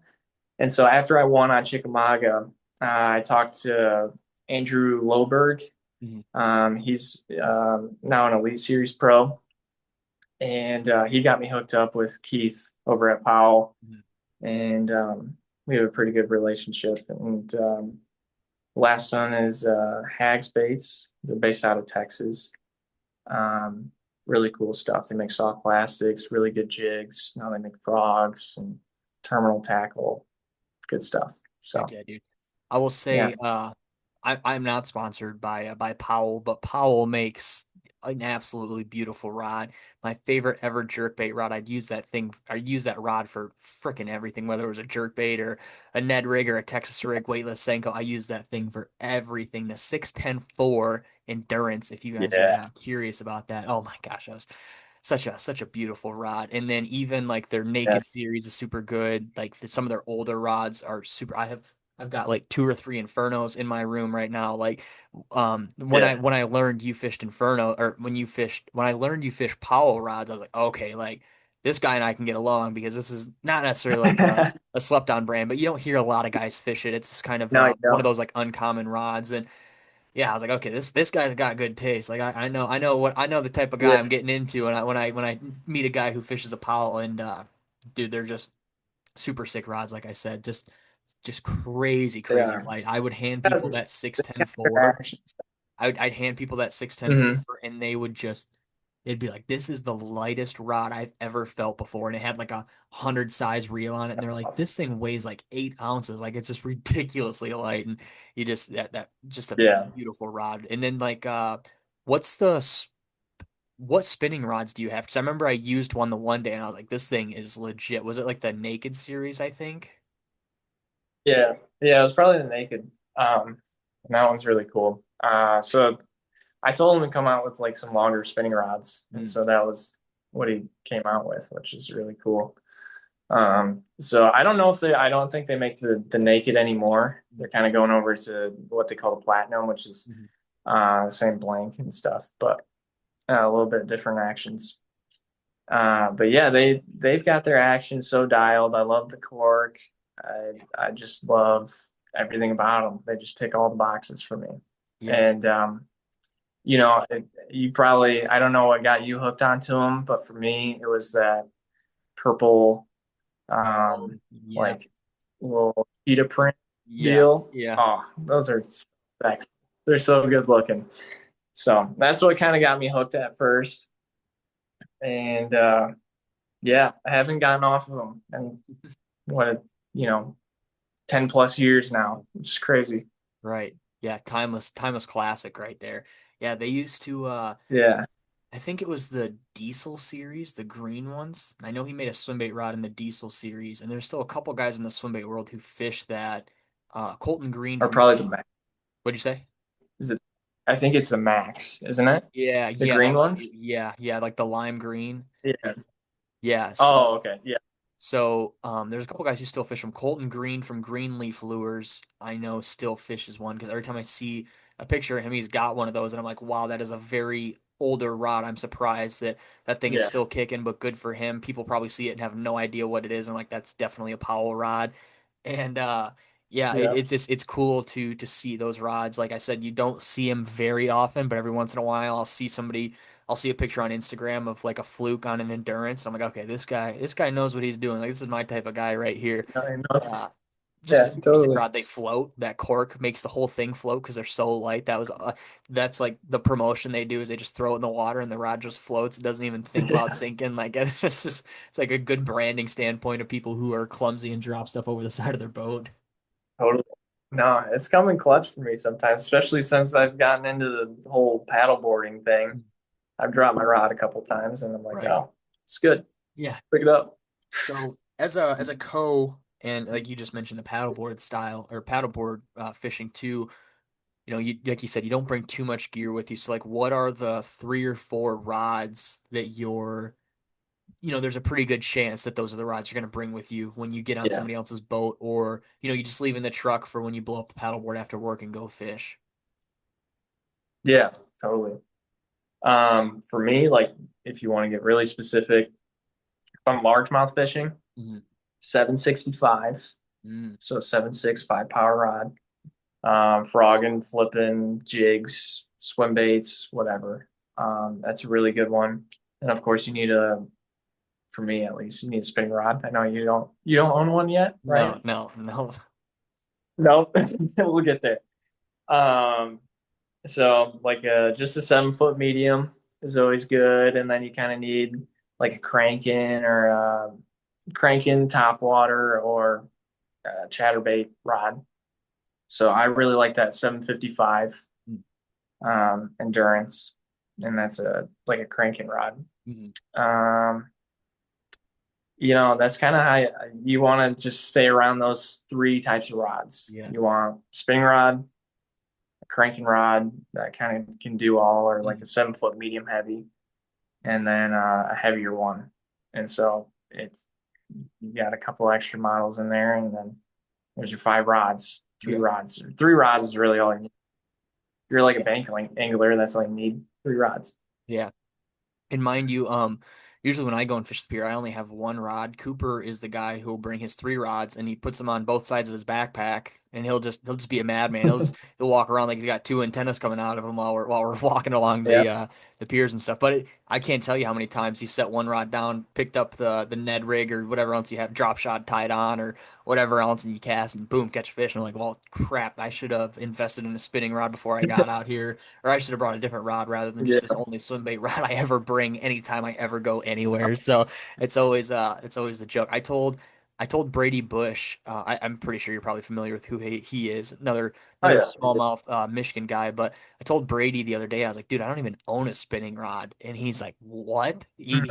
He's a big smallmouth Yeah. guy for anybody who doesn't know, and he was like, you do not have a single spinning rod. I think like I've got like probably 4 or 5 rods is all I have, and 3 or 4 of them are all swim bait rods, and I've got a flipping like a 7.6 flipping custom rod. So like that's what I got. Yeah. So dude, I don't know. Back now that the podcast is like full conventional stuff, I might have to buy a spinning reel or spinning rod, spinning setup for next spring. I No, might have to. I don't know, man. I respect it. I respect it. I try to avoid a spinning rod as much as I can, Right. honestly. Like if I can get away with a baitcaster, I'm doing that every time. Yeah. So the fact that you've gone this long Mhm. without a spinning rod, just keep it going. Yeah, dude. Just keep it going. Last time I used a spinning rod was 3 years ago on St. Clair because I could not get him to eat a swim bait and I only brought one rod. So Yeah. picked up a spinning rod. Or no, maybe it was a little bit longer ago because I know I was using a dark sleeper on a jig rod and I was just messing them up. It was Yeah. probably St. Clair. I picked up a spinning That's fun. rod just for fun and it was with TK and Peter and I was like, you guys, they were both making Yeah. jokes. So I'm gonna take a picture. I'm gonna post it saying Scales and Tails is using a spinning rod. And I was like, don't you guys even think about it. Like turn the GoPro They off. Like should nobody gets to know about this right now. But yeah, have. it's been a solid couple of years since I've picked up a spinning rod. Like I'll pick one up every once in a while. I'm fishing with Peter because he's always got one and Yeah. we were on Grand Traverse Bay and we just weren't catching anything. I picked up a drop shot and I was like, this is so dirty of me. I Yeah. should be using a power shot with like 15-pound line on a bait Yeah. caster, just be doing the We're same exact desperate at thing. that point. Yeah. Yeah, yeah, exactly. Does it feel funny for you? Or Yeah, is it's just crazy. whatever? It's insane how much I can feel that bait moving down there, or like how Yeah. much action you can put into it. Because like going from a glide bait or like a hard segmented bait or even a soft bait like a citizen, you're not putting any Mm. action into it. You're just reeling or putting in some secondary action. But like dude, I will say I don't even really have that much experience fishing a jig. Like I fished a jig this spring with Peter and TK, and I was like, guys, I do not know what I'm doing. Like I'm just toot toot toot, reeling it in, toot toot, and I was like, this is like Yeah. so weird to actually fish and not just like force feed something. I was like, this is like Yeah. it's like a culture shock. Like I haven't. I did shake a minnow this late this spring and Whoa. that was weird trying to watch it on sonar and then I'm like well that's Yeah. not my bait and then I'm like I don't even know where my bait is like I don't know how Yeah. far out I am and that was a learning experience. I did it for like a couple hours and I was like I Hmm. cannot do this. I caught one pike and I was like this is just so mind numbing on what it is. I'm like what is this thing even Yeah. doing? Like there's no way that this thing is like sitting down there Rolling. and rolling Yeah. like that. Yeah. Yeah. And I didn't think that, but then when I was down in Texas and like well, on a side tangent here, Yeah. last time Cooper and I fished, Cooper had a Bama stroll. This was after Marshall and Jeff caught some fish on it the last time they went to Yeah. Japan, and Cooper's like, "Oh, we're gonna figure this thing out. We're gonna catch a fish on the Bama stroll," and we're messing with it. And I called Marshall, and he's like trying to walk us through it, and I'm like, "This is like way too confusing." I'm like, "There's no way this thing actually works." And then Marshall like went into super intricate detail on how to rig it while I was down there for a Yeah. video. And I was like, wow. And then he started to shake it. And I was like, okay, this It's looks stupid. insane. I was like, I understand why Yeah. the fish eat it now, but I was like, this is just like ridiculous that you cast this thing out there Mhm. and somehow it sits in the water column and you just shake it and that thing just wobbles the whole way back. Like I'm so I mind mean, it blown that looks that's even so real. works. Yeah. It looks so real and so good. And I know it's gonna work on some of these local lakes. Don't be saying it too much, all Yeah. right? Because we gotta mess them up next year on it. But Dude, next year when you get your boat, it's we're gonna have to get into the big worm fishing next year. oh yeah. I can Like show you some big worm spots. like I got Marshall's worm or that kinku from Depths. Like I was looking at yeah, it and I'm like, okay, this is a pretty big worm. And then I was watching the little fish that were eating it when we were on Ladybird, like the 16-inch fish, and like how much these fish would just dog Marshall. I'm like, wow, these big worm fish have attitude to them. And I was like, he was like, they do. because he was like, well, I'll get you squared away with what you need, and you need to do it up there. And I'm like, well, I'm not gonna do it in the fall, like I'll do it in the spring. And he's like, okay, because I think you could have some like crazy success up there because there's no way these fish have ever seen a 12 to an 18-inch worm dragged on bottom like that. He's like, you could probably mess. There's some lakes that he came up here and fished, and he's like, I bet you if you went to these lakes, you could mess some fish up on these things. And I'm like, I'll try it. Totally. Why wouldn't I give it a shot? Yeah, exactly. I've messed with it a little bit before. I mean, not like the G Crazy, obviously, or the just whatever the depths one is. That's just a straight tail, right? The Yeah. kinku, yeah, they're both Uh, great tail. is that the G Crazy? Or oh, that's it. This is Oh, a like heck an 18-inch curly tail. I think this was no. somebody used to make this one and then they stopped, so they just made a mold of it. I don't know if it was Missile Baits made. Somebody made an 18-inch version and now they just make a mass production mold. Yeah, I haven't fished. No, I fished this thing twice. Yeah.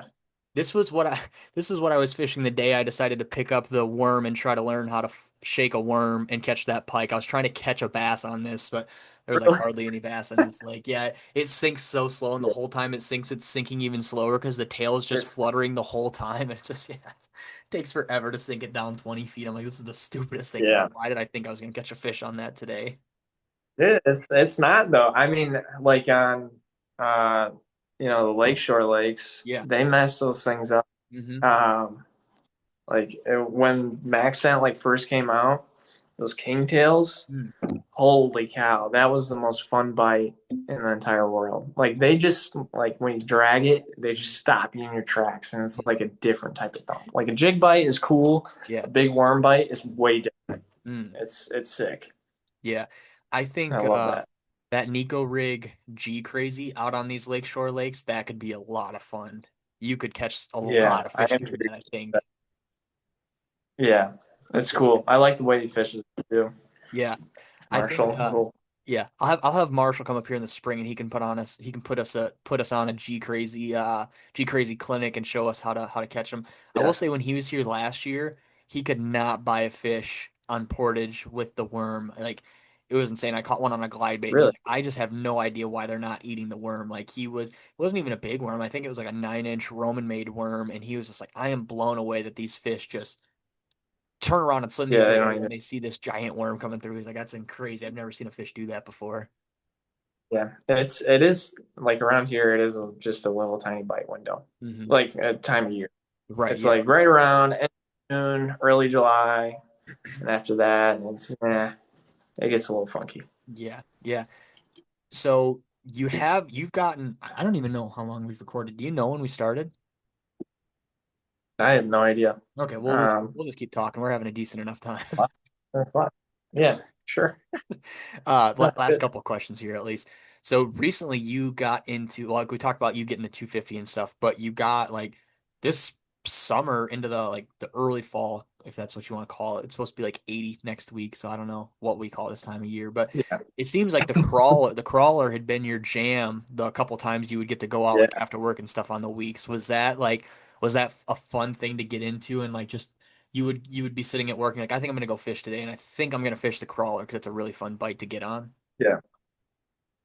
Yeah, it's been everything. I mean, so like I was into swim like bigger baits in like 2016. There was like a small window where I bought an S waiver just like everyone else, and I caught some big fish on it. I'm like, wow, this is really sick.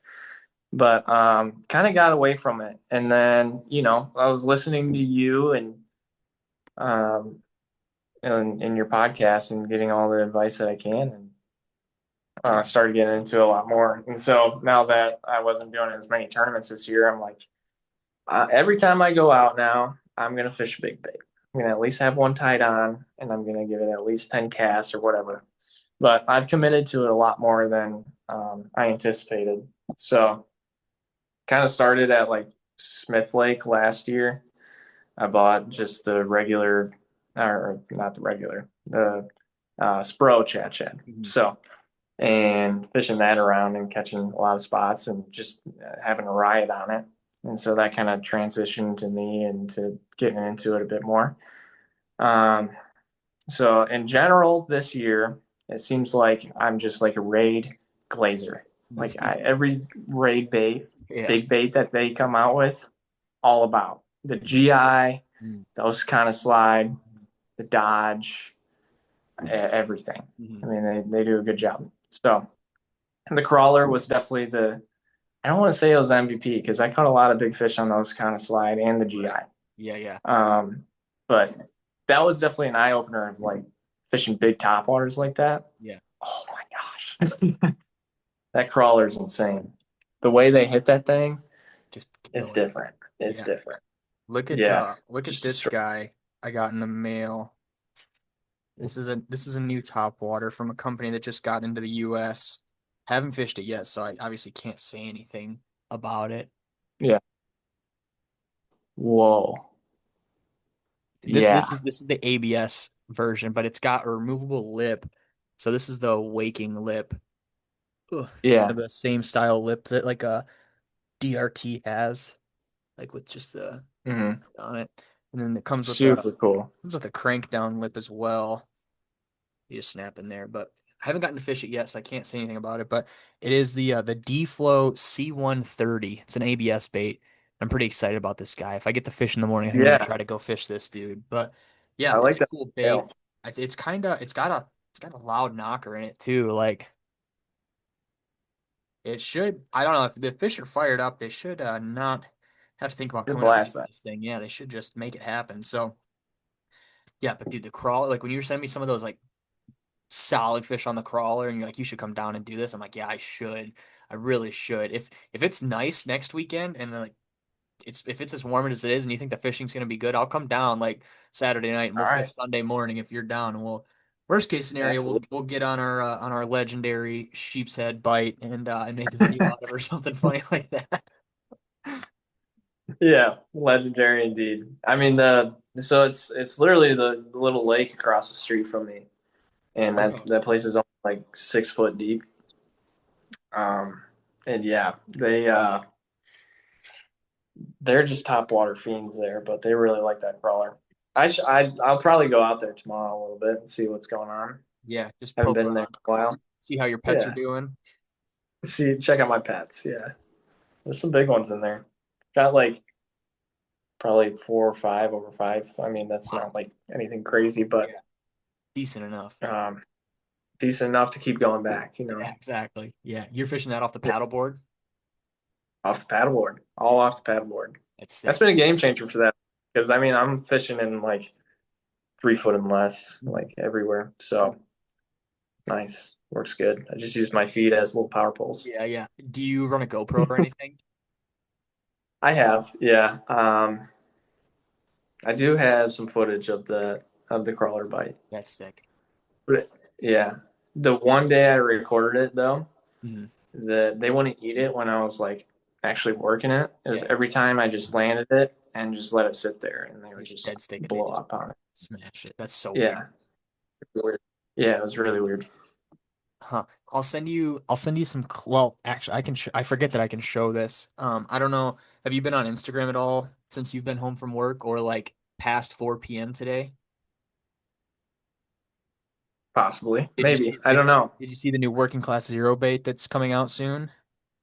Oh yeah, I mean, I listened to your episode with Oh, him. okay, with Mike, I I forgot. Yeah. really want to see that. Yeah, Dude, this thing out that's there, it, huh? yeah, it's kind of like if you ever fished a ribbit or like think of a soft body frog, but you can fish it like a whopper Yeah, plopper.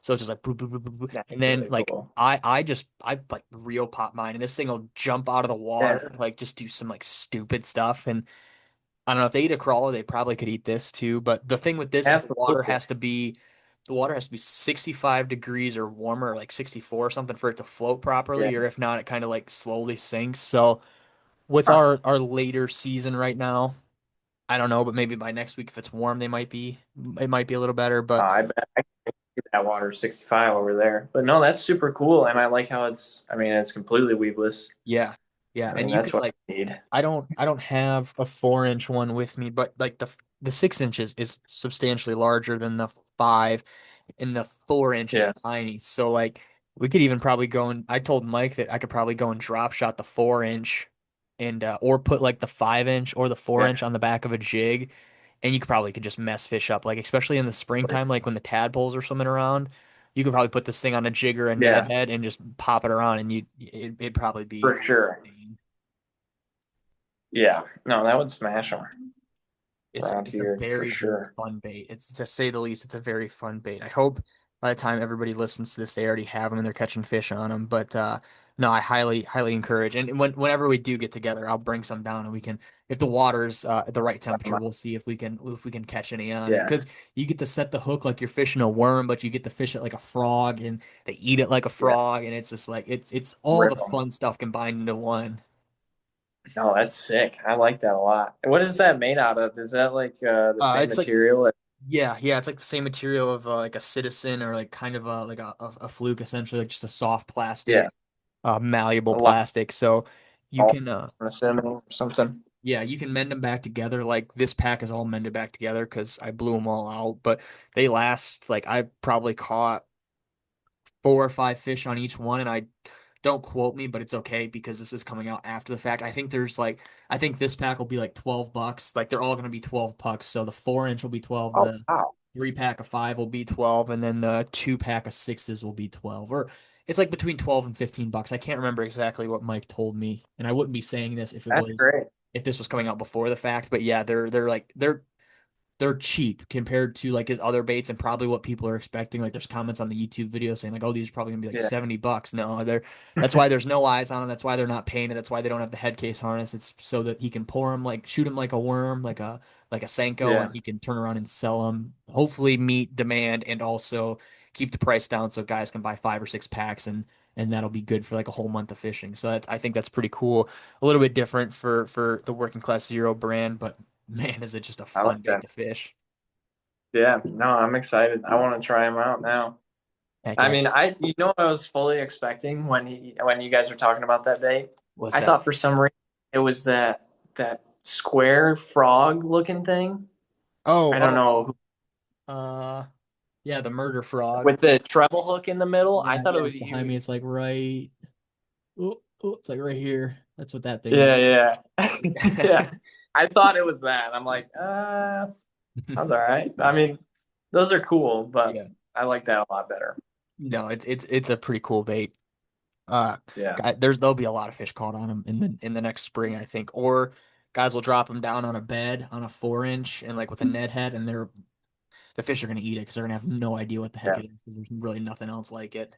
Back of the swim jig, there's a lot of options there. But that is this lake across the street from me would be perfect for that. They It's float. just all like pretty much added Mm, vegetation yeah. all They the way across float, the so entire you lake. can put them on a Carolina rig, and however long you want to make your leaders, how much it'll float. Yeah, there's some crazy stuff that I talked to Mike about, and he's like, I haven't done that, but yeah, you definitely could do that, and you'd probably catch a lot of fish doing it. I said, oh yeah, you definitely could, but Yeah. I'm not gonna do it because I don't have the rod to do it, or more or less the care in the world to do it. I'm just gonna fish it up on top because that's what's really fun. But he's like, no, yeah, there's Yeah. there's gonna be guys who make it line through or just do whatever they want. They're gonna be able to catch a bunch of fish on it, so that's pretty cool. Kind of the paintbrush and the canvas for the artist to decide what they want to do with it, essentially.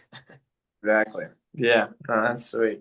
Heck yeah, man. Well, if the people made it this far and they're curious to keep up with the life of Cooper Jet, where can they follow you to see all your fishing adventures here in the next hopefully couple months when you get your boat and maybe next year Yeah. maybe they get to be your co-angler or some point down the line. Like how can they keep up with you? Cool. Yeah, I'm pretty much only active on Instagram. I do have a YouTube channel, but I haven't posted on there in like 2 years, so probably you can check it out. But Cooper Jet Fishing on Instagram is or Jet Fishing. I don't even know what my Instagram tag is anymore. I think Jet it's Fishing. Cooper There underscore you jet fishing maybe or Cooper jet underscore go. fishing. That sounds right, but I Thanks, don't know. Adrian. I appreciate that. Yeah, yeah. So you can follow me there. And I have a main Instagram too. It's just Cooper Jet. So All right. yeah, Let's make this happen. I'll come down there next weekend and I'll film and edit a video for you. You just have to upload it onto your Okay. channel. All right. Deal. Okay, let's do it. Deal. We'll get Okay, it. all right. So when you guys are watching this, it'll already hopefully be done. We're recording this on the 12th. So like the 21st, I'll go or the 20th, 21st, I'll come down there. We'll film a video. Whether we catch a fish or not, I'll just record everything, whatever we decide to go do, whether it's bully some sheephead on the pier, or maybe try to go catch a king or go across to your little pet, pet fishery, Yeah. pet aquarium over there. We'll Yeah. try to film some stuff and I'll get to make a video and you'll get to post something on YouTube for people to watch and you'll make an aspiring comeback for the people who've been waiting for a YouTube video from the Cooper Jet channel for a while now. That sounds like a great idea. I love it, Adrian. Let's make it happen. Heck yeah, dude. Well, as always, Cooper, I want to thank you for coming on, man. As always, all Cooper's stuff will You. be in the show notes. You guys can go follow him on Instagram. If you don't, check out his YouTube channel. Hopefully, when you guys are watching this, maybe we'll have a YouTube video up. But as always, like I said, Cooper stuff will be in the show notes. Make sure you follow the podcast, Scales and Tails _media on Instagram, Scales and Tails Media on Patreon. Check that out if you guys want to support the show directly. Those guys get exclusive access to merch, early episodes of the podcast, ad-free stuff, and a couple other things that I try to put on for those guys, and a monthly giveaway. This month is almost over when you guys are, excuse me, this month is almost over when you guys are listening to this, but we're going to be giving away one of those ABS Wake Walkers. Winner gets to pick their color choice. And then, yeah, we'll do something cool like that every year or every month. And I'm just going to try to go with the season. So, like in the fall, I would like to do some soft bait lots or some jerk baits. And then, in the winter, maybe some glide baits, HUDs, and that sort of thing. And then just kind of go with the year with what we're giving away so guys can hopefully go out and fish stuff and use it right away. But as always, thank you guys for listening. I hope you enjoyed this episode 204. And as always, I'll see you guys on episode 205. Thank you guys. We'll see you on the next one.